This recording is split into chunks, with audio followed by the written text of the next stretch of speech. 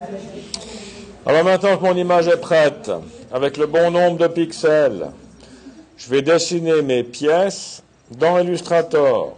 On va faire un tracé précis avec des pièces de puzzle et on va faire ce tracé à la même dimension que le puzzle.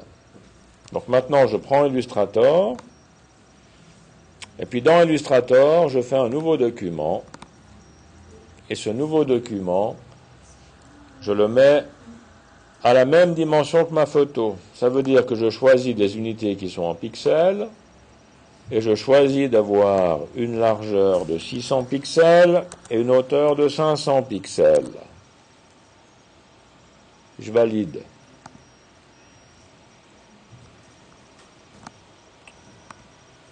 Voilà mon image. Alors je vais l'afficher à l'échelle 100%. Voilà mon image dans Illustrator, mon format de document qui correspond exactement à la taille de ma photo.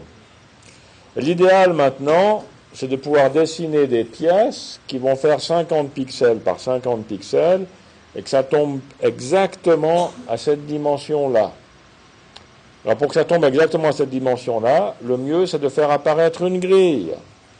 Donc dans le menu affichage, vous avez presque tout en bas la possibilité d'afficher la grille. Et la grille que vous allez afficher, c'est la grille qui a été utilisée précédemment sur votre poste. Bon, c'est possible que ça tombe juste, parce que j'ai fait l'exercice ce matin avec l'autre demi-classe. Mais si vous n'avez une grille qui n'est pas juste, ce qui est le cas chez moi, vous devez régler la grille. Donc il faut l'afficher et il faut la régler. Et on la règle dans les préférences d'Illustrator, repères et grille, et c'est là qu'on détermine sa dimension.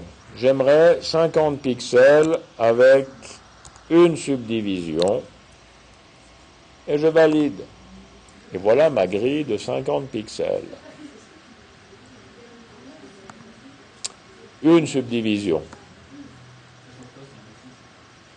Ça veut dire que vous aurez 6 petits traits entre les zones de 50 pixels. Moi, ce qui m'intéresse, c'est d'avoir juste le repérage de ma grille de 50 pixels.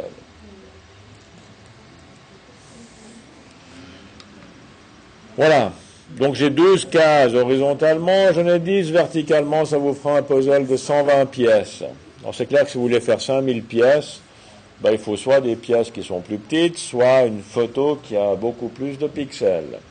Puis ça prendra un peu plus de temps aussi. Maintenant que j'ai fait ceci, je vais devoir dessiner une pièce. Et c'est ce qu'on va faire dans la prochaine vidéo. Je m'arrête là.